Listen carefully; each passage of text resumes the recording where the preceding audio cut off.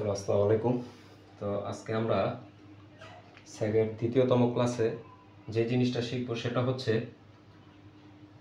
when the two supports are at equal height, অর্থাৎ আমাদের যে টাওয়ারগুলো আছে অথবা যে পোলগুলো আছে, দুইটা পোল যদি সমান হাইটে থাকে তাহলে সেক্ষেত্রে কীভাবে স্যাগ ক্যালকুলেশন করতে হয় সেই জিনিসটাই আমরা শিখব।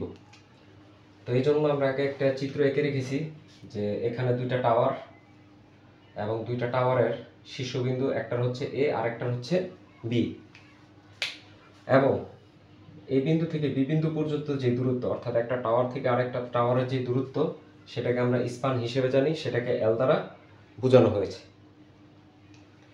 আচ্ছা, এখানে আমরা একটা কেবল মানে স্যাগ সহকারে একটা কেবল ঝুলিয়ে দিয়েছি, ঠিক আছে। তো এখানে আমরা জানি দুইটা সমান টাওয়ারের মধ্যে যদি কোনো কেবল ঝুলানো হয় তাহলে ওই কেবলের নিম্নতম বিন্দু হবে হচ্ছে ঠিক ওই কেবলের মাঝামাঝি, অর্থাৎ এই কেবলটার মাঝামাঝি বিন্দুতেই হবে সর্বনিম্ন বিন্দু। তো সর্বনিম্ন বিন্দুকে আমরা এখানে ও দিয়ে দেখানো হয়েছে, এবং এই ও বিন্দু থেকে এ এবং বি টাওয়ারের যে শীর্ষবিন্দু আছে এখানে যদি আমি একটা সমতল রেখা কল্পনা করি, এ থেকে বি পর্যন্ত একটা সমতল রেখা কল্পনা করি, তো কল্পনা করার পর ওই ও বিন্দু থেকে এই সমতল রেখা বরাবর আমরা একটা লম্ব টানব, আর এই লম্ব দূরত্বটা হচ্ছে মূলত স্যাগ। তো এখন আমরা এই জায়গা থেকে এই স্যাগ এস এর মানটা কিভাবে ক্যালকুলেশন করব সেই জিনিসটাই দেখব। তো এর আগে আমরা এই স্যাগ নির্ণয় করার জন্য যে সকল প্যারামিটারগুলো লাগে এবং তাদের নোটেশনগুলো জেনে নিব। যে এখানে এল দ্বারা বোঝানো হয়েছে স্পান মানে দুইটা পোলের মধ্যবর্তী দূরত্ব।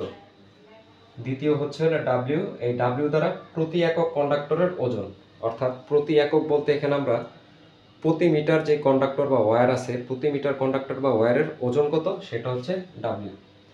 টি দ্বারা বোঝানো হচ্ছে টেনশন বা টান, অর্থাৎ এই ঝুলন্ত কেবলের মধ্যে একটা টান বল অনুভব করবে, সেই টেনশন বা টান বলকেই আমরা টি দ্বারা নোটেশন করছি। আর এস দ্বারা তো আমরা জানি যে এস দ্বারা স্যাগ বা জুল বোঝানো হয়েছে।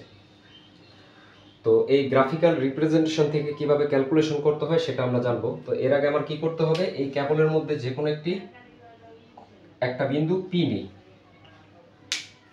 তাহলে এই ও থেকে পি পর্যন্ত এই কেবলটার জন্য আমরা ফার্স্ট স্যাগ নির্ণয় করব। দেন যখন আমরা এতটুকু অংশের জন্য স্যাগ নির্ণয় করতে পারবো তখন আমরা সম্পূর্ণ কেবলের জন্য স্যাগ নির্ণয় করতে পারবো।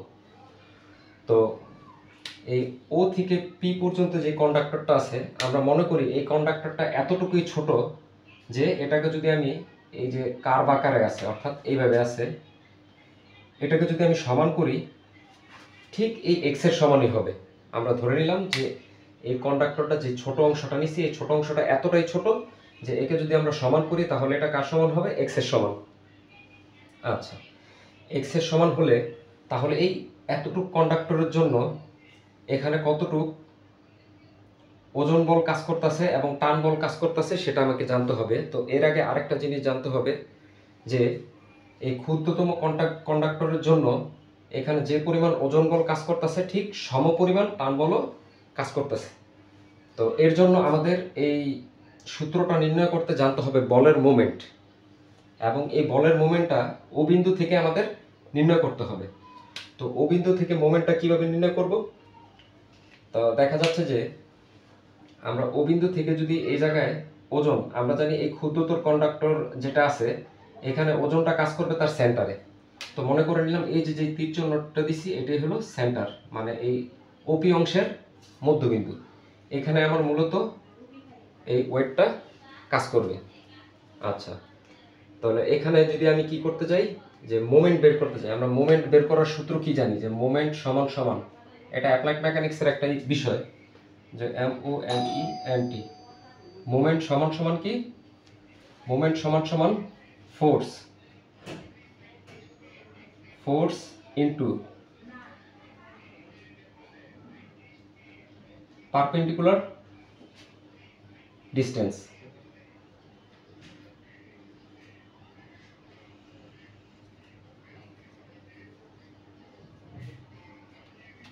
ফোর্স ইনটু পারপেন্ডিকুলার ডিস্টেন্স, অথবা এটাও বলতে পারি যে ডিস্টেন্স ইন্টু পারপেন্ডিকুলার ফোর্স।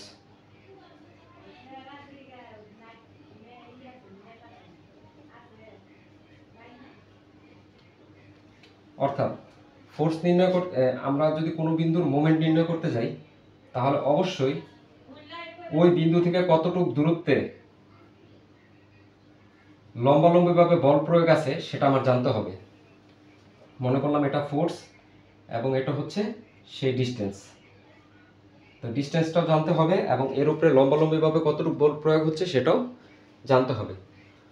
তো আমরা যদি এই মোমেন্ট বের করতে হবে, অর্থাৎ এখানে যেহেতু আমরা জানি ক্ষুদ্রতম কন্ডাক্টরের মধ্যে ও বিন্দুর সাপেক্ষে যদি মোমেন্ট বের করতে চাই তাহলে এই জায়গার টান বলের সাপেক্ষেও মোমেন্ট বের করতে হবে এবং ওজন বলের সাপেক্ষেও মোমেন্ট বের করতে হবে। এবং এটা মনে রাখতে হবে এখানে টান বলের জন্য যতটুকু মোমেন্ট হবে ওজন বলের জন্য ততটুকুই মোমেন্ট হবে। কারণ কি, যেহেতু এ আর বি বিন্দুতে এই কেবলটা ঝুলানো আছে এবং এটা স্থির অবস্থায় আছে, তো সাম্য অবস্থায় থাকা কোনো কেবলের বা সাম্য অবস্থায় থাকা কোনো বস্তুর উপর যদি আমরা মোমেন্ট বের করতে চাই প্রত্যেকটা বলের জন্য মোমেন্ট সমান হবে।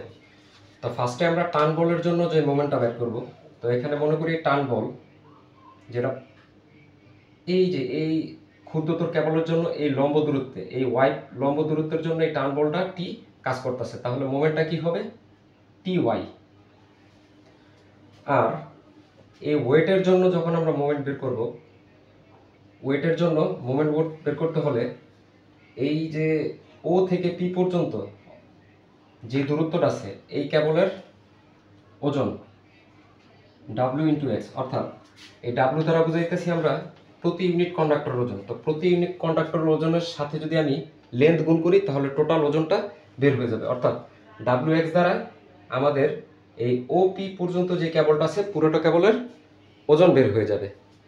এখন এই ওজন বলের সাথে আবার এটা কতটুকু দূরত্ব আছে সেই দূরত্বটাও গুণ করা লাগবে। তা আমরা জানি যেহেতু এটা ও বিন্দু থেকে ও পির মধ্যবর্তী, অর্থাৎ ও আর পি যে কেবলটা আছে এর মাঝামাঝি ওজন বলটা কাজ করবে।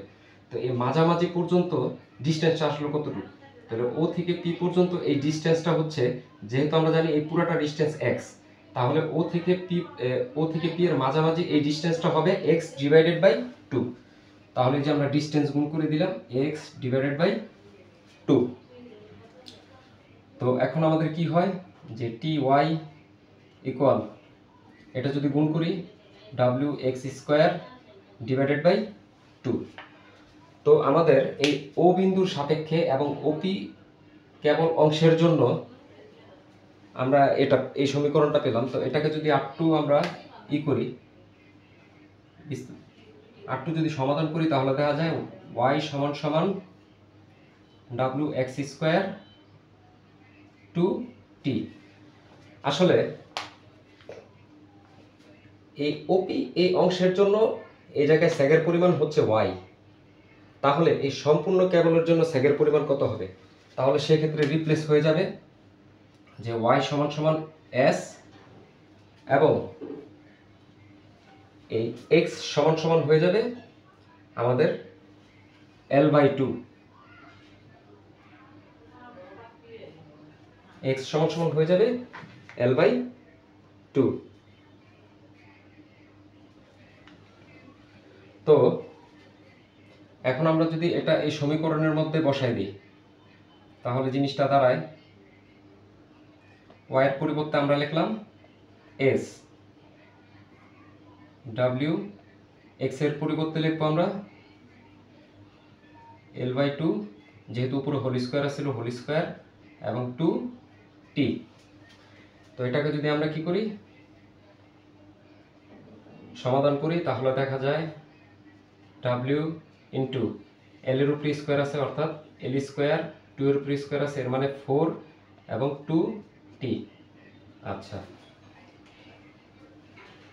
এখন যদি যেহেতু এল স্কোয়ার ডিভাইডেড বাই 4 এটা ভগ্নাংশ আকার আছে তাহলে 4টা নিচে এসে 2 এর সাথে গুণ হয়ে যাবে, তাহলে হয়ে যাবে ডাব্লিউ এল স্কোয়ার, আর 4 যদি 2 এর সাথে গুণ হয় তাহলে 8t।